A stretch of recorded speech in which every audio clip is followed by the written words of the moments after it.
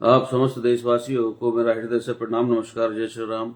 भाइयों, आज मैं आप सभी को एक ऐसे वीर, माँ भारती के वीर सपूत, वीर योद्धा के विषय में बताने जा रहा हूं, जिसके विषय में सुनकर यकीनन आपके रोंगटे खड़े हो जाएंगे।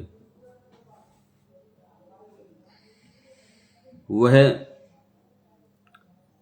एक ऐसा शेर था जिसने मातृभूमि के लिए, उसके स्वराज्य के लिए, मां जीजाबाई की इच्छा के लिए, अपने मित्र और महाराज राजा छत्रपति शिवाजी के लिए एक असंभव लक्ष्य को संभव करके दिखा दिया।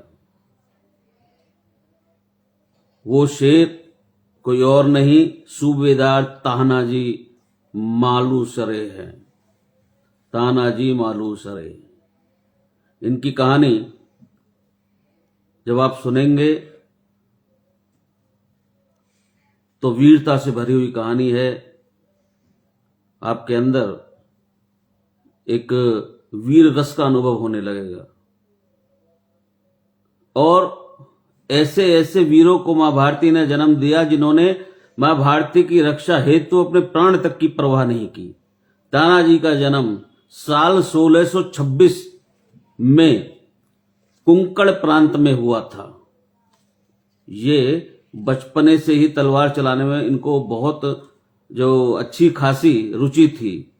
वो कम उम्र से ही गजब की तलवार चलाने में शुरू कर दिया था उन्होंने। इसका बड़ा कारण था कि उनकी मित्रता बालक शिवाजी राजे से थी। ये दोनों बहुत ही घनिष्ठ मित्र थे। जब आगे चलकर शिवाजी ने स्वराज्य की स्थापना करी तो उन्होंने तानाजी को अपनी सेना का सेनापति और प्रमुख सूबेदार बनाया। वो शिवाजी के कितने खास थे, उस बात का अंदाजा आप इस बात से लगा सकते हैं कि स्वराज्य स्थापना की हर योजना में तानाजी शिवाजी महाराज की सहायता करते थे। जैसे जैसे शिवाजी महाराज का पूरे भारत वर्ष में प्रभाव बढ़ने लगा और जो मराठा साम्राज्य अपना विस्तार करने लगा, इससे औरंगजेब आलमगीर बहुत बेचैन हो गया और फिर महाराज को रोकने के लिए उसने मिर्जा राजा जयसिंह के नेतृत्व में एक विशाल सेना दक्षिण की ओर भेजी। जिसके बाद फिर हालात को देखते हुए शिवाजी महाराज को जयसिंह को आपस में समझौता करना पड़ा, लेकिन इस समझौते से मराठों को हर तरीके से नुकसान हुआ, क्योंकि इस समझौते की वजह से शिवाजी महाराज को अपने 35 किलो में से 23 किले मुगलों को सौंपने पड़े। इन 23 किलो से मराठों को सालाना 40 लाख की कमाई होती थी, जिससे उनका पालन पोषण, घरों का, परिवारों का वो सब चलता था। सेना का रख रखाव, वो सब। तो 40 लाख रुपए की जो सालाना इनकम थी वो कम हो गई। ये बहुत बड़ी चोट थी स्वराज को। लेकिन उस समय शिवाजी महाराज के लिए समझौता करना बहुत आवश्यक था, ऐसी परिस्थितियां बनी हुई थी। इस समझौते ने शिवाजी की माताजी जीजाबाई, जो कि एक शेरनी थी, जीजाबाई के दिल में भी बहुत ठेस पहुंची इस समझौते के। यह समझौता जब हुआ, ये 23 किलो, ये जो 23 किले हैं, इनमें से एक किला था कोंढाणा का किला। राजमाता उस समय रायगढ़ के किले में थी, जहां से उन्हें कुंढाणा का किला और उस पर लहराता हुआ मुगलों का ध्वज हर पल दिखाई देता था। जो किला उनका कलेजा चीर रहा था, क्योंकि जो किला कभी स्वराज्य का हिस्सा हुआ करता था वो अब गुलामी का प्रतीक बन चुका था। और राजमाता चाहती थी कि वो किसी भी हालत में वापस मिलना चाहिए। उस किले पर फिर से भगवा लहराना चाहिए। जब वो देखे दोबारा निकल के तो उस किले पर भगवा लहराया, उन्हें दिखाई दे भगवा लहरा रहा है। उन्होंने अपनी ये इच्छा अपने पुत्र शिवाजी महाराज को बताई, परंतु शिवाजी इसको सुनकर असमंजस में पड़ गए, क्योंकि कोंढाना जो जीतना उस समय एक नामुमकिन सा काम था। क्योंकि एक तो वह दुर्ग बहुत ही विशाल था, वह जमीन से तकरीबन 770 मीटर की ऊंचाई पर स्थित था, और दूसरा यह कि यह मुगल सैनिकों का एक अत्यंत सुरक्षित हाईली सिक्योर्ड किला भी था। वहां 1800 से ज्यादा मुगल सैनिक पहरा देते रहते थे।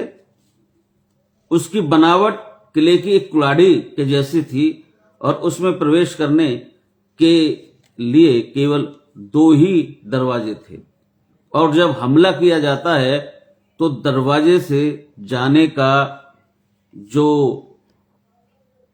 विकल्प होता, दरवाजे से ही जाते हैं, क्योंकि कई सारे दरवाजे होते हैं, लेकिन ये किला एक अजीबोगरीब किला है। तलवार जैसे कुल्हाड़ी का एक साइड बहुत ऊंची दीवार है कुल्हाड़ी की तरह, और पीछे कोने पे बिल्कुल सीधे वहां पर 2 दरवाजे, यानी कि दोनों रास्ते तो बंद हैं एक तरीके से। एक तीसरा रास्ता था, वहां पहले से ही 2 जो उन्होंने बारूद से भरी हुई बहुत बड़ी तोपें तैनात की हुई थी। अब एक रास्ता बचा था, डोंडगिरी पहाड़ी जो बिल्कुल खड़ी चढ़ाई है, वहीं से वो रास्ता लास्ट बचा था। और इतनी ऊंची और खड़ी चढ़ाई है कि आज भी जब पर्यटक वहां जाते हैं तो उनको नीचे देखने से चक्कर मतलब सिर घूमने लगता है, इतने ऊंचाई पर है वह किला। अब खुद अंदाजा लगा लीजिए, 770 मीटर। अब सब बैठे हुए थे, तो सोचिए वो सोच रहे थे कि अब इस युद्ध को कौन लड़ेगा। जहां जीत तो बहुत दूर की बात है, किले में अंदर प्रवेश करना भी अत्यंत दुर्लभ है। सीधी बात यह थी कि कोंढाना की इस लड़ाई को मराठों के लहू से लिखना था। यह सामान्य लड़ाई नहीं थी। शिवाजी महाराज इस युद्ध में जा सकते थे, परंतु यदि इस दौरान उन्हें कुछ हो जाता तो स्वराज्य अनाथ हो जाता। इसलिए उस युद्ध के लिए उनके दिमाग में सिर्फ एक ही नाम आ रहा था, और वो था अपने मित्र और सेनापति तानाजी मालुसरे का। लेकिन उस समय तानाजी अपने बेटे की शादी की तैयारियों में लगे हुए थे, इसलिए महाराज उन्हें युद्ध में भेजना नहीं चाहते थे। लेकिन जब वे अपने भाई सूर्य जी और अपने मामा के साथ शिवाजी महाराज के पास उनको शादी का न्योता देने के लिए पहुंचे, तब वहां उन्होंने इस खतरनाक अभियान के विषय में जानकारी मिली, तो उन्होंने परिणाम की परवाह किए बिना माता जीजाबाई का आशीर्वाद लेकर वह इसके लिए तैयार हुए। जिसके बाद बारी थी अब युद्ध की तैयारी की। अब ये कुछ सीधी लड़ाई तो थी नहीं कि जाओ सैनिक लेके डायरेक्ट जाइए और दुश्मनों पर धावा बोल दिया जाए, बल्कि ये एक बहुत ही चुनौतीपूर्ण किला था। इसलिए तानाजी ने मात्र 300 हाई ट्रेंड जो पूर्ण रूप से प्रशिक्षित थे मावलों के साथ कोंढाना जीतने की योजना बनाई। अब सोचिए, एक तरफ मात्र 300 मराठा सैनिक और दूसरी तरफ 1800 से ज्यादा मुगल सैनिक। पर अब सवाल ये कि किले में प्रवेश कैसे किया जाए। जैसा कि मैंने आपको शुरू में बताया था कि 2 दरवाजे हैं कोंढाना के किले में, कौंठाणा किले की संरचना कुछ इस प्रकार की है, सुरक्षा इस प्रकार की है कि सुरक्षा के दृष्टिकोण से उसमें प्रवेश करना अत्यंत मुश्किल है। इसलिए तानाजी ने किले में घुसने का, उसकी पश्चिम दिशा में जो खड़ी चढ़ाई थी वो ही रास्ता तानाजी ने प्रवेश हेतु अपनाया। और यह सबको एकदम असंभव लग रहा था और जिसके बारे में मुगल सोच भी नहीं सकते हैं, क्योंकि वो थी ही इतनी मुश्किल चढ़ाई और उस पर भी चढ़ने के लिए रात का समय ही उन्होंने चुना था। क्योंकि यदि वो दिन में चढ़े और दुश्मन की यदि नजर पड़ जाए तो मृत्यु निश्चित है। मान लीजिए, अब देखिए कितनी बारीकी से इस, कह सकते हैं कि सर्जिकल स्ट्राइक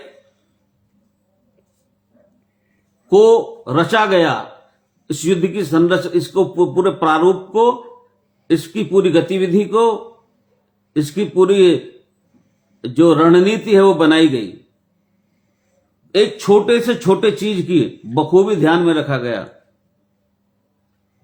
फिर आती है 4 फरवरी 1670 की रात, जब तानाजी, सर्दी का मौसम, जब तानाजी समेत 300 मराठी सैनिक कुंढाना पर चढ़ाई के लिए तैयार थे। ऐसा माना जाता है कि तानाजी अपने साथ एक घोरपाड़ा होता है, घोरपाड़ा नहीं, घोरपाटा, घोरपाटा जो एक तरह की बड़ी छिपकली होती है, जैसा हमें छोटी छिपकली, इस प्रकार एक बड़ी छिपकली होती है, उसे अपने साथ ले गए थे, जिसकी कमर में रस्सी बांधी थी उन्होंने, और उसी रस्सी पर चढ़कर उस दुर्ग में उन्होंने प्रवेश किया था। और ऊपर पहुंचते ही मराठा सैनिकों ने वहां खड़े पहरेदारों को सर्वप्रथम मार गिराया, जिसके बाद जो मावले मराठे हर हर महादेव, हर हर महादेव के नारे लगाते हुए मुगल सैनिकों को चीर रहे थे। इन्हीं आवाजों के शोर से पूरा का पूरा इलाका गुंजायमान हो गया और जो सोए हुए मुगल सैनिक थे वो उठ गए और वो जिस हाल में थे उस हाल में तलवार लेकर लड़ने आ गए। कुछ वक्त तक तो पूरे किले में मारकाट, भयानक मारकाट, एक विहंगम दृश्य देखने को मिल रहा था कि इतना जबरदस्त मारकाट दोनों तरफ से हो रही थी। फिर इसी विकराल युद्ध में हर हर महादेव के नारे के बीच तानाजी और कौंढाना किले का जो मुगल सूबेदार, आपने ये कहानी जिन्होंने पढ़ी वो जानते हैं, उदयभान, आमने सामने अब आ गए और इन दोनों के बीच में युद्ध शुरू हो गया। भीषण युद्ध शुरू हो गया। दोनों योद्धाओं के पास में ढालें थी, लेकिन जो मैंने पढ़ा है, इतिहासकार इसमें लिखते हैं कि दोनों इतनी जोरों से तलवारों का वार कर रहे थे कि अगर तलवार शरीर के किसी भी अंग पर लग जाए तो वह अंग धड़ से, मतलब शरीर से अलग जा पड़े। दोनों योद्धा इस युद्ध के दौरान लहूलुहान हो चुके थे, लेकिन इस भीषण युद्ध के चरम पर वो समय आया जब तानाजी की ढाल टूट गई। तब उदयभान ने तानाजी के उल्टे हाथ पर जोरदार तलवार से प्रहार किया और उनका हाथ जख्मी हो गया और लहूलुहान हो गया।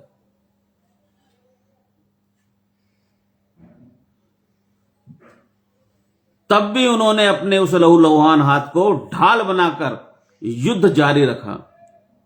एक मुश्किल चढ़ाई करके, इतने देर तक भीषण युद्ध करके उदयभान को कड़ी टक्कर दी, जिसके बाद बुरी तरह घायल हो गए और घायल होने के बाद भी तानाजी अपनी अंतिम सांस तक उदयभान से लड़ते रहे और लड़ते लड़ते ही वो वीर गति को प्राप्त हो गए। तानाजी के शहीद होते ही मराठा सैनिक निराश हो गए, भयभीत हो गए और सेना बिखरने लगी। लेकिन तभी तानाजी के भाई सूर्य जी ने सेना को संभाला और उनमें नया जोश भरा, जिसके बाद मराठों ने कुंढाणा में मौत का वो तांडव किया जिसमें बड़ी संख्या में मुगल सैनिकों को उन्होंने मार गिराया। और सेलार जो उनके मामा थे उसके तानाजी के, उन्होंने उदयभान की युद्ध में उसको परास्त कर उसको मौत के घाट उतार दिया। अब जो मराठा हैं वो कुंढाणा जीत चुके थे, उन्होंने भगवा वहां पर लहरा दिया था और ये उनके लिए बहुत बड़ी जीत थी। लेकिन सेना में फिर भी खुशी का माहौल नहीं था। कुंढाणा में भगवा लहराने के बाद छत्रपति शिवाजी महाराज को जीत का समाचार भेजा, जिसके बाद वे तुरंत कुंढाणा की ओर चल पड़े, जहां बाद जब चल पड़े तो चलने के बाद उन्होंने देखा कि भगवा वहां पर लहरा रहा था, लेकिन मायूस खड़े थे सभी।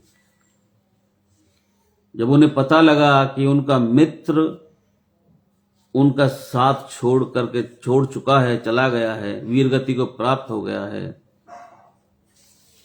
तो तानाजी की देह को देखकर शिवाजी महाराज फूट फूट कर रोने लगे।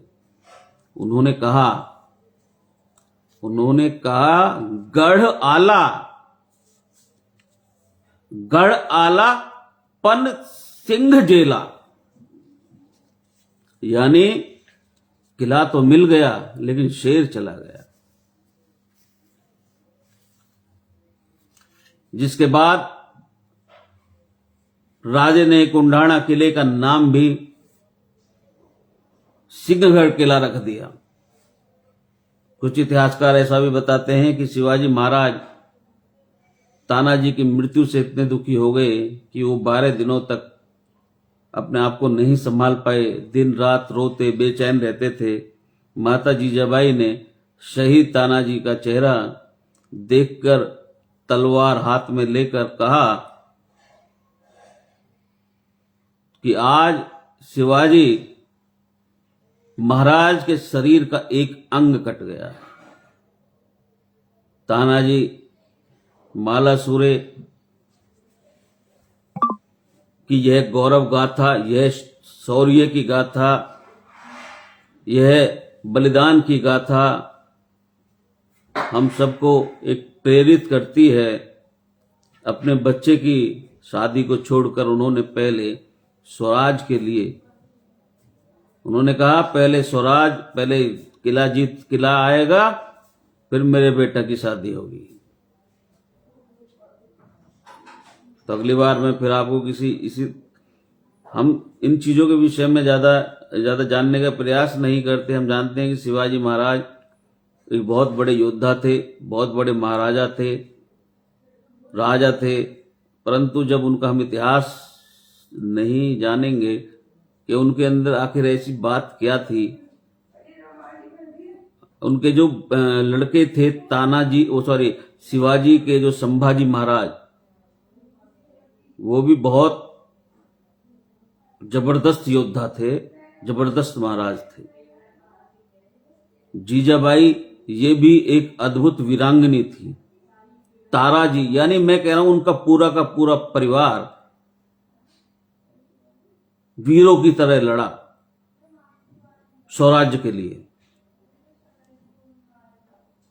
और फिर तानाजी, उनका साथ मिला तानाजी का। तानाजी वास्तव में शेर थे, जहां चले जाते थे, यानी कि जो शिवाजी महाराज का राइट हैंड थे, दाहिना हाथ, जब उन पे कोई चीज उन्होंने कह दिया ये काम करना है तो 100% वो होता था।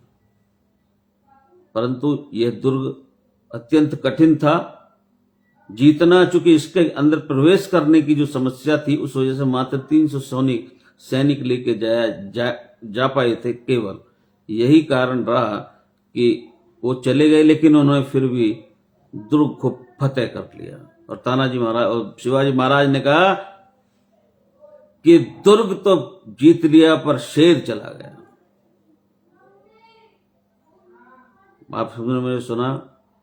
जय जय श्री राम भाइयों। अगली बार मैं नेक्स्ट टाइम आपको संभाजी महाराज के विषय में मैं बताऊंगा और औरंगजेब ने उनकी कितनी क्रूरता से हत्या की और हत्या का क्या कारण था। ये जो कुछ ऐसी चीजें जानने की हैं कि हमारे ही देश में पहले से ही गद्दार होते आए हैं, आज भी गद्दार हैं, पहले भी गद्दार थे।